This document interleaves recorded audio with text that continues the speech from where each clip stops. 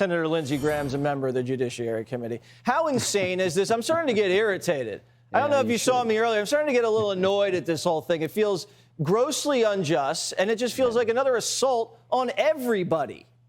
Yeah, well, you know, nobody's above the law, but the law should never become a political weapon. What have you proven in the last 3 or 4 minutes? The chief witness, Michael Cohen's own lawyer, said he's lying. He was convicted for lying.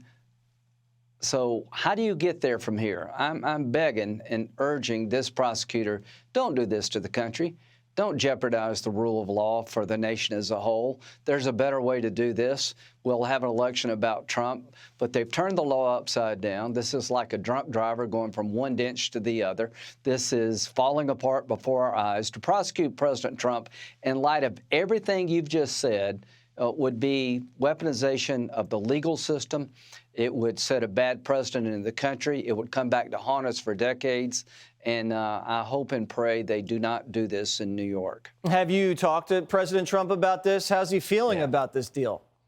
Well, I think he is sad.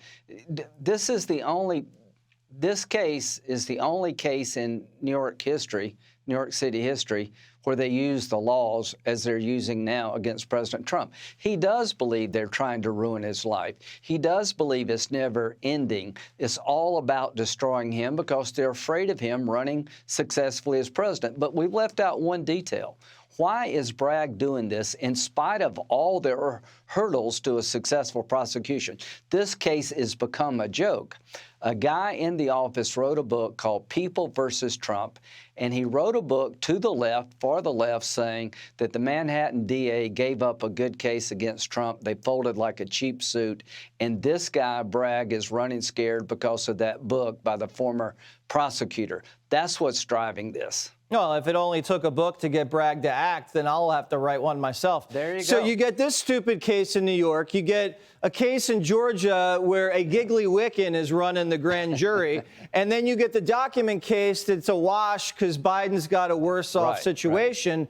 Where are we with everything, Senator?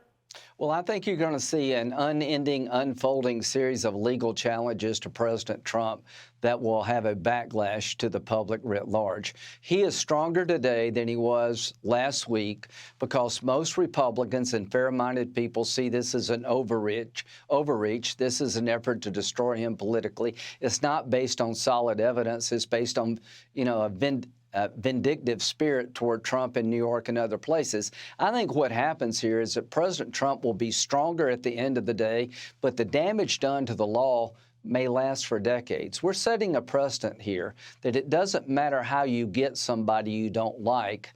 There are no rules when it comes to Donald Trump.